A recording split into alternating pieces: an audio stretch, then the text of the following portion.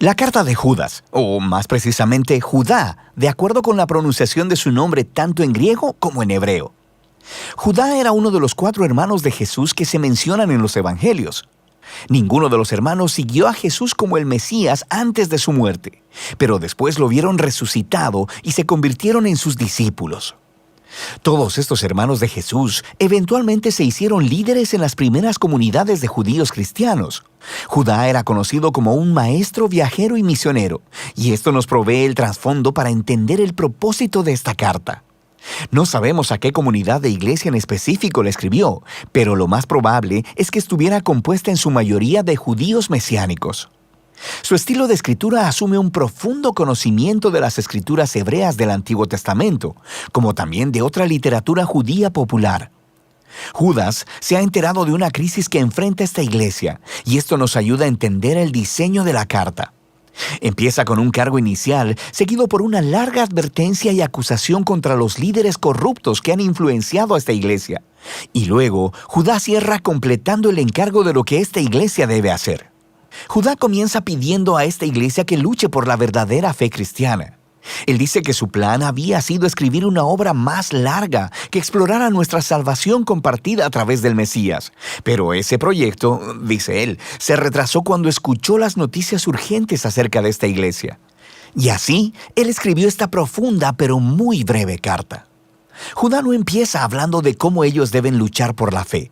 Más bien, él primero les explica el por qué. Es por los maestros corruptos que se han infiltrado en esta iglesia. Y él no ataca sus enseñanzas, sino su manera de vivir. Su transigencia moral es lo que te dice que tienen una mala teología. Primero que nada, ellos han distorsionado la gracia de Dios como una licencia para pecar. Ellos piensan que han sido perdonados y que ahora tienen el Espíritu de Dios, así que pueden hacer lo que quieran, especialmente en lo que se trata de dinero y sexo. Y entonces Judá dice que ellos están traicionando a Jesús al rechazar su autoridad y sus enseñanzas. Y Judá quiere que esta iglesia sepa que la aparición de estos maestros no es una sorpresa. Por ello, continúa con una advertencia más larga para que se mantengan alejados de ellos. El primero ofrece 2 grupos de 3 ejemplos del Antiguo Testamento.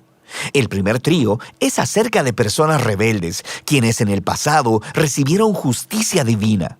Los israelitas, que se rebelaron contra Dios en el desierto, obtuvieron lo que querían y murieron en medio de la nada.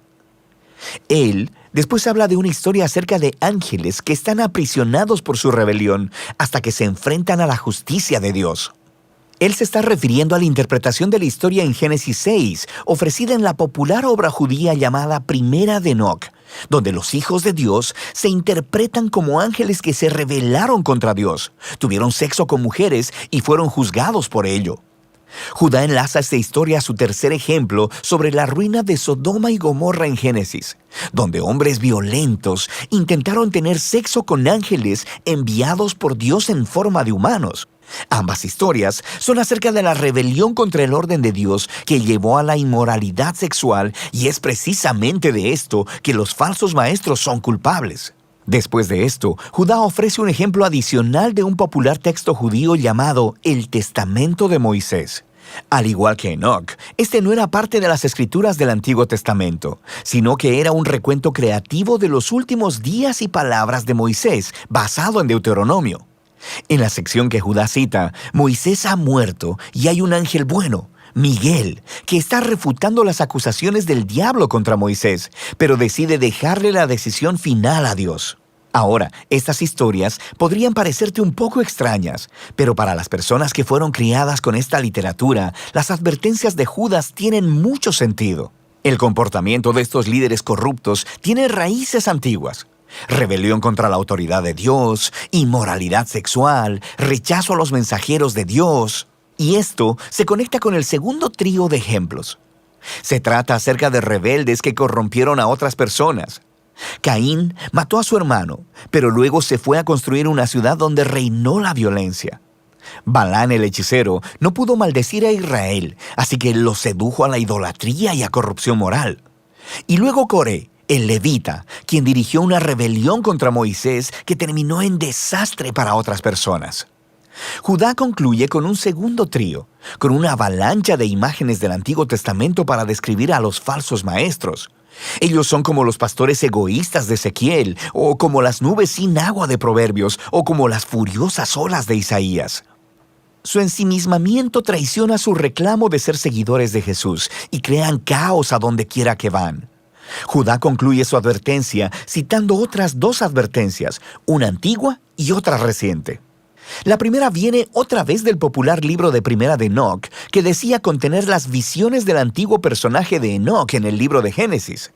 Ahora, lo que es fascinante es que Judá cita al capítulo inicial de Enoc, que a su vez está citando alrededor de media docena de textos del Antiguo Testamento acerca del día final de la justicia de Dios sobre la maldad humana. Judá luego pone a la par de la antigua advertencia de Enoc una más reciente, proveniente de los apóstoles.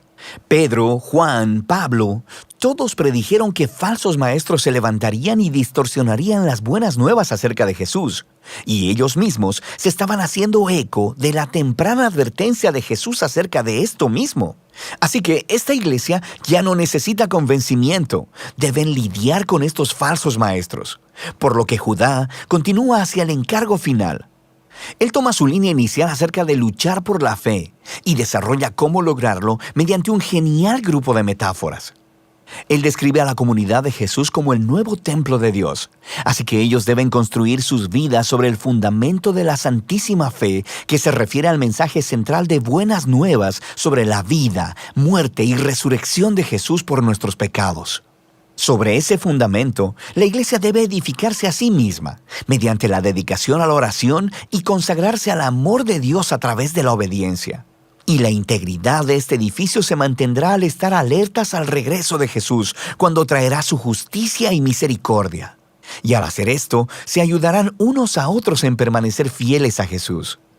Judá entonces concluye adorando al Dios quien protegerá a su pueblo y los librará de caer alejándose de su gracia. La breve carta de Judá es poderosa y a la vez confusa para muchos lectores modernos, quienes se preguntan por qué el autor cita textos que hoy no se consideran parte de la Biblia hebrea, como Primera de Enoc o el Testamento de Moisés. Es importante recordar que la cultura judía de ese tiempo estaba inmersa en textos religiosos. Jesús, su familia y todos los cristianos judíos tempranos crecieron leyendo la Biblia hebrea junto con muchos libros que se basaban e inspiraban en las Escrituras. Y sabemos que había debates antiguos acerca de si estos libros debían ser considerados como escrituras o no. Pero a pesar de eso, siguen siendo importantes. Un libro no tiene que estar en la Biblia para decir un mensaje importante al pueblo de Dios, y así eran muchos textos judíos de ese periodo. Hoy se conocen como colecciones apócrifas, también conocidos como deuterocanónicos, junto con los pseudoepígrafos, y todos estos se preservaban y leían en las comunidades judías cristianas. Eran tratados con mucho respeto.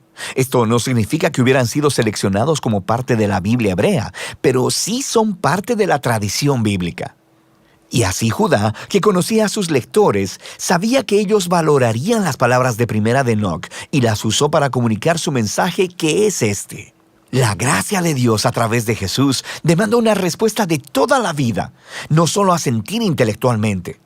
Nota que Judá no critica ni se enfoca en la teología de los maestros, sino en su manera inmoral de vivir, la cual niega a Jesús. Así que Judá está aplicando aquí lo que Jesús les enseñó a sus discípulos. Si realmente me aman, obedecerán mis enseñanzas. Para los cristianos, la manera en que vives es el indicador más confiable de lo que realmente crees. Y de eso se trata la carta de Judas.